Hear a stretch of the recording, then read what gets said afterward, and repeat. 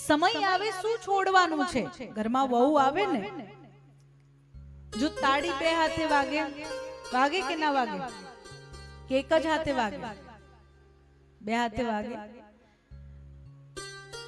તો વહુનો વાંક હોય તો સાસુમાનો પણ હોય, અને સાસુમાનો હોય તો વહુનો પણ હોય. હું તો તમને એમ કહીશ કે ઘરમાં વહુ આપે ને એટલે ચાવી સહિત બધું સુપ્રત કરી દેવાનું. લે બેટા, સાચો, હવે તમારી જવાબદારી. કેમ? કારણ કે જે આખી જિંદગી સમજદાર થયા ને લગ્ન થયા પછી આખી જિંદગી કોની સેવા કરી? સંસારની સેવા કરી. પહેલા લગ્ન થયા એટલે સાસુ સસરાની સેવા કરી, પતિની સેવા કરી, સંતાનની સેવા કરી. વહેલા ઉઠો, ટિફિન બનાવો, કચરા પોતું કરો, રસોઈ બનાવો, આ કરો તે કરો. આમાં પોતાને ક્યારે જાણ્યા?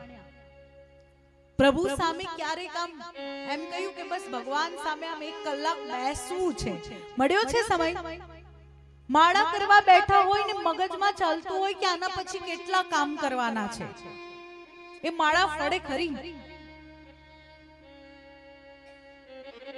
તો જો આપણને એવો અવસર મળી જાય, ઘરમાં દીકરો હોય, દીકરાની વહુ આવી જાય, તો એને કહેવાનું કે બેટા હવે મારો આરામનો સમય. આરામ એટલે કેવો આરામ? જેમાં રામનું સ્મરણ હોય એવો આરામ. કે હવે તમે બધું સાચું, હવે હું મારા પ્રભુની પ્રાપ્તિ માટેના પ્રયત્ન કરીશ. પ્રભુની પ્રાપ્તિ ગોકુળ, મથુરા, વૃંદાવન, હરિદ્વાર, ઋષિકેશ 4 ધામ જવાથી નથી થતી. પ્રભુની પ્રાપ્તિ સ્થિરતાથી થાય છે.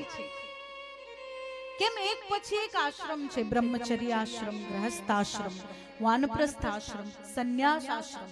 આ 4 આશ્રમ શું છે?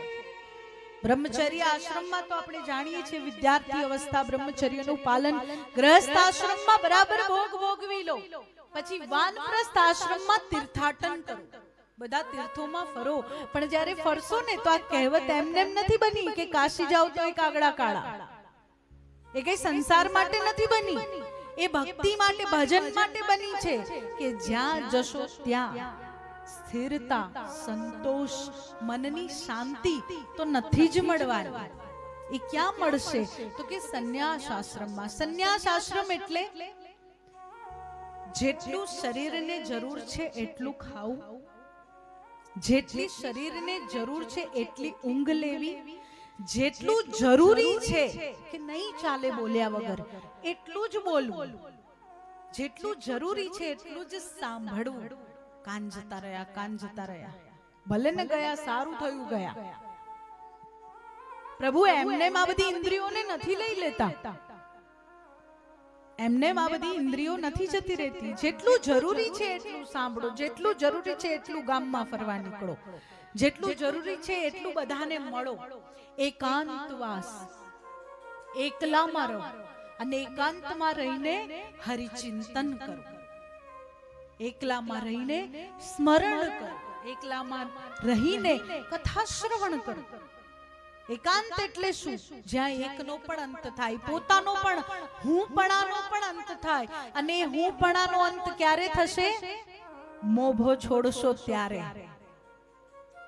હું આ છું એ છોડશો ત્યારે. હુંપણાને છોડ્યા વગર એકનો અંત નથી થવાનો.